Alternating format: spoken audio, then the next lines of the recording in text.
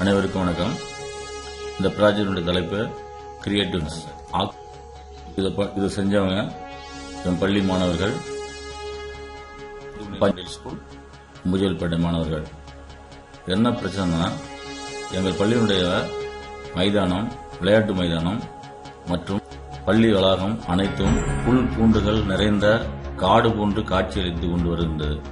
இது நீங்க பார்க்கறது பார்த்தீங்கன்னா மைதானத்துடைய முழுவதும் நிறைந்திருக்கிற புல்லு பூண்டு முள் புதர்களாகும். இதை மாணவர்கள் கண்டு மாணவர்களுக்கு மிகப்பெரிய சவாலாக அமைந்திருக்கிறது. இதை சரி செய்யும் வகையில் மாணவர்கள் என்ன பண்ணாங்கன்னா, நம்ம மாணவர்கள் ஒன்று கூடி இதை களையணும் அப்படின்னு சொல்லி முடிவெடுத்து, அந்த அடிப்படையில் மாணவர்கள் அந்த புதர்கள், செடிகள் அனைத்தையும் முன் வந்தார்கள். நீங்கள் பார்த்துக் கொண்டிருப்பது மாணவர்கள் பரிமாறிக் கொண்டிருக்கிறார்கள். அந்த பணியை செய்ய தொடங்கியிருக்கிறார்கள், செய்து கொண்டிருக்கிறார்கள். நீங்கள் பார்க்கலாம். அனைவரும் அந்த செடிகளையும் கொடிகளையும் முள் புதர்களையும் சுத்தம் செய்வதை நீங்கள் பார்த்துக் கொண்டிருக்கிறீர்கள். இப்போது பாதி அளவிற்கு அந்த மைதானம் தூய்மையாக, இதை நீங்கள் நேரடியாக கண்காணித்துக் கொண்டிருக்கிறீர்கள். இப்போது புல் பூண்டுகளை கையால் பிடுங்கிக் கொண்டிருக்கிறார்கள். மேலும் மண்வெட்டியால் மூக்களை விடுகிறார்கள்.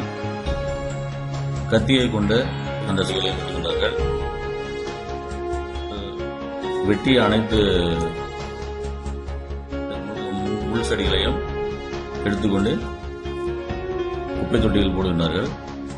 இப்போது கிட்டத்தட்ட 75% பணி நிறைவடை.